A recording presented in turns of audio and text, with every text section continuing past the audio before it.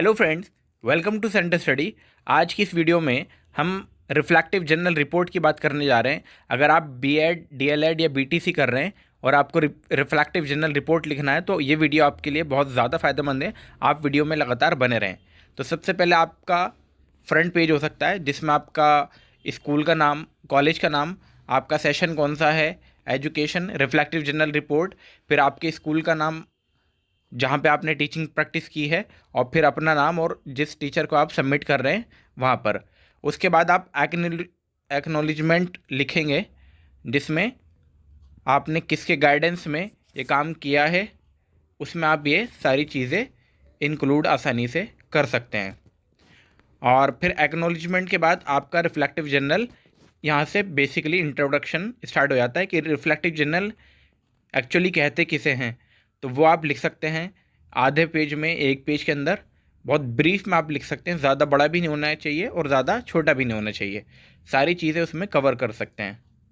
अगर आप इसको टाइप करना चाहें तो ये आपके कॉलेज के ऊपर डिपेंड है कि वो टाइप कराना चाहता है या आपसे प्रिंट आउट लेना चाहता है। कलर्ड पेज का आप यूज़ कर सकते हैं ताकि रिफ्लेक्टिव जर्नल आपका अट्रैक्टिव लगे। तो ये रिफ्लेक्टिव जर्नल हो गया। उसके बाद पर्पज़ ऑफ रिफ्लेक्टिव जर्नल लिखेंगे आप। रिफ्लेक्टिव जर्नल के क्या पर्पज़ होते हैं, जैसे कन्फर्म लर्नर परसेप्शन आ जाता है, एग्जामाइन द लर्निंग प्रोसेस आ जाता है, हेल्प करता है अंडर सब्जेक्ट को क्लियर और इजी समझने में। इसी तरीके से फिर रिफ्लेक्टिव जर्नल के क्या बेनिफिट हो सकते हैं ये आप देख पा रहे हैं यहाँ पे। Enhance the ability to solve problem, professional development क्या हो सकता है, फिर to facilitate teaching, increase innovation में आप ये लिख सकते हैं।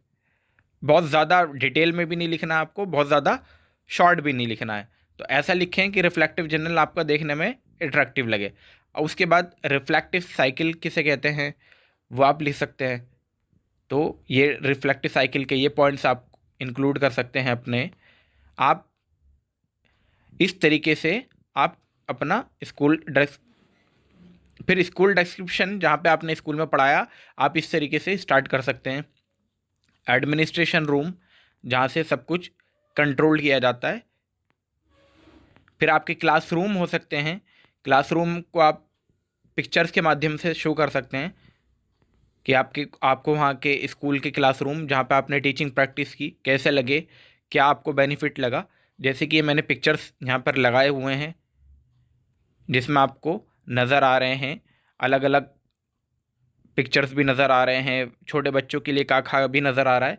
लाइब्रेरी में कितनी बुक्स है और किस टाइप की लाइब्रेरी आपने वहाँ देखी, बच्चों के लिए क्या फैसिलिटीज़ हैं लाइब्रेरी में, ये सब आप लिख सकते हैं।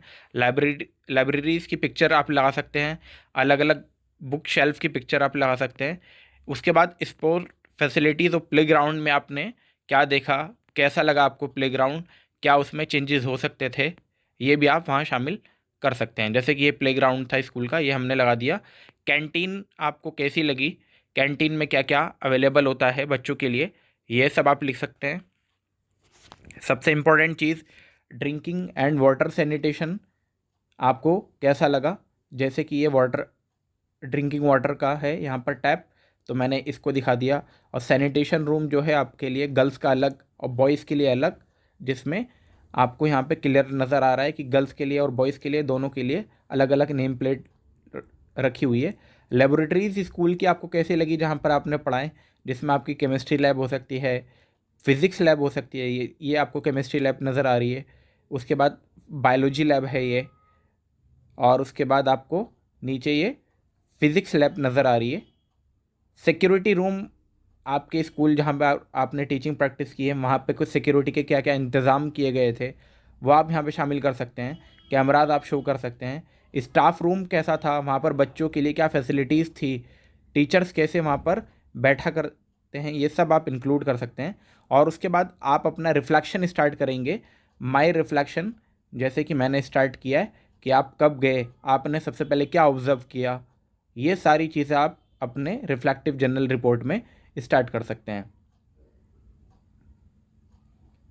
और फिर आप अपना डे वाइज भी ये रिफ्लेक्टिव जर्नल रिपोर्ट लिख सकते हैं कि आपका डे वाइज आपने फर्स्ट डे क्या नोटिस किया, सेकंड डे क्या नोटिस किया, या ये आपका एक कंक्लूड हो सकता है जिसमें आप ब्रीफ में सारी चीज़ें लिख सकते हैं। स्कूल की टाइमिंग्स क्या थी आपकी, अगर आपने ऑनलाइन क्लास ली है तो ऑनलाइन में आपकी टाइमिंग क्या रही, ऑफलाइन अगर आप क्लास ली हैं तो ऑफलाइन की टाइमिंग क्या रही, स्कूल असेंबली कैसे होती थी, उसमें क्या होता था, स्कूल का टाइम टेबल क्या है, ये सारी चीज़ें आप इंक्लूड वहाँ पे कर सकते हैं। ऑफलाइन टाइम टेबल जैसे कि ये मैंने लगाया हुआ है, my teaching in offline class, अगर आपने ऑफलाइन क्लास स्कूल में ली है, अगर ऑनलाइन ली है तो ऑनलाइन भी वहाँ मेंशन कर सकते हैं। जैसे कि अब आपके पेडागोजी सब्जेक्ट कुछ भी हो सकते हैं, जैसे साइंस हो सकता है आपका, केमिस्ट्री जिसमें आपका मैथ्स हो सकता है, सोशल साइंस का हो सकता है, हिंदी इंग्लिश, वो आप अपने अकॉर्डिंगली यहाँ पर अलग अलग लिखेंगे। आपको बच्चों में कैसा इंक्लूड वहाँ पे नज़र आया, जैसे कि एक मैथमेटिक्स, जैसे कि यहाँ पर मैंने लिखा कि मैथमेटिक्स ऑफलाइन क्लासेस में मुझे बच्चों में कैसा इंटरेस्ट, बच्चे कैसे रिएक्ट कर रहे थे और बच्चे किस तरीके से उसको यहाँ पर पढ़ पा रहे थे। तो इस तरीके से आप अपना रिफ्लेक्टिव जर्नल रिपोर्ट यहाँ पे लिखेंगे। प्रॉब्लम आपको ऑफलाइन क्लास में कैसी हुई उसको भी आप यहाँ पे ज़रूर मेंशन करेंगे कि आपको लगातार क्या क्या प्रॉब्लम्स वहाँ पर फेस करने पड़े और आपने उनका सॉल्यूशंस कैसे किया, ये भी सबसे ज़्यादा इम्पॉर्टेंट है। जब आप प्रॉब्लम लिखेंगे तो उसका सॉल्यूशन आप ज़रूर लिखेंगे। ऑनलाइन क्लास अगर आपने ली है जो कोरोना टाइम में, या अगर आप अभी भी ऑनलाइन क्लास ले रहे हैं तो ऑनलाइन क्लास में आप कैसे रिफ्लेक्टिव जर्नल रिपोर्ट लिखेंगे वो भी मैंने यहाँ शामिल किया है। जैसे आपको यहाँ पिक्चर्स नज़र आ रहे हैं कि कैमरे के माध्यम से पढ़ाया जा रहा है और गूगल मीट के ज़रिए यहाँ पर ऑनलाइन क्लास दी जा रही है। आपने पीपीटी का यूज़ किया, ऑनलाइन साइंस क्लास के लिए आपने क्या यूज़ किया, प्रॉब्लम्स क्या होती हैं ऑनलाइन क्लास में, ये भी आप वहाँ शामिल करेंगे। और उसी के साथ साथ आपकी क्या ओपिनियन है, क्रिटिकल ओपिनियन आप अपने वहाँ रख सकते हैं। चाइल्ड साइकोलॉजी का यूज़, यानी कि जिसको आप चाइल्ड डेवलपमेंट पेडागोजी एक सब्जेक्ट पढ़ते हैं, उसका क्या यूज़ है क्लासरूम में, उसको आप बहुत अच्छे से मेंशन कर सकते हैं। जैसे कि मैंने एक अंडरलाइन वर्ड किया हुआ स्पेशल अटेंशन। स्पेशल अटेंशन का मतलब वो बच्चे जो जिनको ज़्यादा अटेंशन की ज़रूरत पड़ती है। अब मेरा ओपिनियन क्या रहा ये भी आप लिख सकते हैं। माय ओपिनियन इज़ बहुत इंपॉर्टेंट होता है कि स्कूल में आपका ओपिनियन क्या रहा इन सब चीज़ों से रिलेटेड। फिर आपने स्कूल की चीज़ों को कैसे टीचिंग लर्निंग मटेरियल के तौर पे यूज़ किया। जैसे कि ये बाला बिल्डिंग एज लर्निंग एज मैंने क्लास में यूज़ किया, तो वो मैंने लिखा कि बाला क्या होता है। जैसे बिल्डिंग की, जैसे आपको ये नज़र आ रही है कि स्कूल की दीवारों को रंगा जाता है, तो उस पे जैसे यहाँ पे आयरन, क्लोराइड, नाइट्रेट, इनके फॉर्मूलाज हम बच्चों को यहीं से याद करा सकते हैं। तो ये बिल्डिंग एज लर्निंग एड की तरह हम बच्चों में यूज़ कर सकते हैं। आपने स्कूल के दौरान और क्या क्या चीज़ की, एग्ज़ाम ड्यूटी आपकी क्या रही, एग्ज़ाम ड्यूटी में आपने कैसे ऑब्जर्व किया, वो सारी चीज़ें आप यहाँ पे इंक्लूड कर सकते हैं। एग्ज़ाम ड्यूटी का आप पिक्चर भी लगा सकते हैं जिसमें आपको ये नीचे शो हो रहा है। एग्ज़ाम ड्यूटी में बच्चे किस तरीके से आप, और अगर आप आपके स्कूल में कोई मेडिकल कैंप लगा है जिसमें आपने पार्टिसिपेट किया है, वो भी आप यहाँ पे लिख सकते हैं।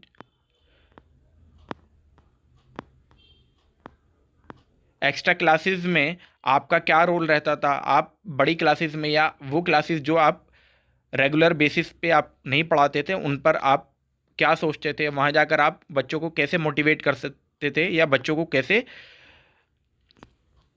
क्लासेस में अरेंज करते थे या डिसिप्लिन बना के रखते थे। और उसी के साथ साथ अपने स्कूल में साथ साथ टीचिंग के और क्या कम्युनिटी वर्क किया वो भी आप यहाँ पे शामिल कर सकते हैं। कम्युनिटी वर्क वो जो बच्चों को साथ में लेकर किया जाता है वो कम्युनिटी वर्क के तौर पे कहलाता है। तो ये आप कम्युनिटी वर्क की चीज़ देख पा रहे हैं। साथ ही साथ कम्युनिटी वर्क के बाद आपने और क्या क्या स्कूल में को करिकुलर एक्टिविटीज़ जिसको हम CCA फेस्ट के नाम से जानते हैं, वो आपने क्या किस तरीके से माध्यम से किया वो भी आप यहाँ पे शामिल कर सकते हैं। जैसे आपको ये जश्न फ़न एक CCA फेस्ट कराया गया था जो कि ऑनलाइन यूट्यूब पे भी अवेलेबल हुआ था। उसमें आपको यहाँ पे उसका पोस्टर मैंने यहाँ शो किया कि उसका पोस्टर कैसे डिज़ाइन किया गया था और कौन कौन फिर ये ऑनलाइन किस किस तरीके से हमने उसको ऑर्गेनाइज वे में कराया था, ये आप देख पा रहे हैं यहाँ पर। पिक्चर्स का आप जितने से ज़्यादा यूज़ हो बेहतर है कि करें। प्राइस डिस्ट्रीब्यूशन अगर आपने उन एक्टिविटीज़ का किया है तो वो भी आप यहाँ पे कर सकते हैं, क्योंकि वो स्कूल का ही पार्ट है, इसलिए इम्पॉर्टेंट हो जाता है कि आप उन सब चीज़ों को लगाएं। ये जैसे स्कूल के बच्चे आपको नज़र आ रहे हैं, बहुत खुश हैं, और इन बच्चों की पिक्चर्स के साथ आप अपनी पिक्चर्स भी लगा सकते हैं। अटेंडेंस आप कैसे लिया करते थे ऑफलाइन क्लास में, अगर ऑनलाइन क्लास आप करा रहे हैं तो ऑनलाइन क्लास में आप किस तरीके से, जैसे चैट बॉक्स के माध्यम से और रेगुलर बेसिस पे आपकी अटेंडेंस जो होती थी वो स्कूल रजिस्टर में काउंट होती थी। एक्स्ट्रा करिकुलर एक्टिविटीज़ में आप जैसे बच्चों से इस तरीके के मॉडल्स या कुछ और बनवा सकते थे जो बच्चों में क्रिएटिविटी डेवलप कर पाएगा। टीचर रिलेशन कैसा रहा स्टूडेंट का, वो भी आप यहाँ पे लिख सकते थे। और लास्ट में आप सब चीज़ों का कंक्लूड करके अपना ओपिनियन लिखेंगे कि आपको अपने स्कूल की ये प्रैक्टिस कैसी रही और आपने उसमें क्या फेस किया, सोशल कल्चर बच्चों का कैसा रहा आपके साथ। और फिर फाइनली आप, अगर आप मॉनिटर रहे स्कूल के सभी टीचर्स, जो आपके टीचर और भी साथी रहे, तो उसको भी आप यहाँ मेंशन कर सकते हैं। आखिर में दोस्तों, आप अपने इस रिफ्लेक्टिव जर्नल को कॉन्साइज फॉर्म यानी कि कंक्लूजन देंगे, जिसमें आप शॉर्ट में या एक पेज के अंदर सारी बात कंप्लीट कर देंगे, जिसमें आपका स्कूल एक्सपीरियंस आपके साथ कैसा रहा, स्टूडेंट के साथ और बाकी जो स्कूल के रेगुलर टीचर्स थे उनके साथ आपका किस तरीके का व्यवहार रहा, सारी चीज़ आप कंक्लूजन में बता देंगे। आप अपने रिफ्लेक्टिव जर्नल को खुद लिखें और कोशिश करें कि सारी वही चीज़ें लिखें जो आपने स्कूल में फेस की हो। और अगर आपको इस तरीके के और भी रिफ्लेक्टिव जर्नल की वीडियोस चाहिए तो आप हमें कमेंट बॉक्स में बोल सकते हैं, हम आपके लिए और भी वीडियोस अपलोड कर देंगे। आने वाले बीएड के और असाइनमेंट के लिए, डीएलएड के और असाइनमेंट के लिए आप हमारे चैनल पर लगातार बने रहें, हमारे चैनल को सब्सक्राइब भी करें और बेल आइकन को भी ज़रूर दबाएं। बहुत बहुत शुक्रिया।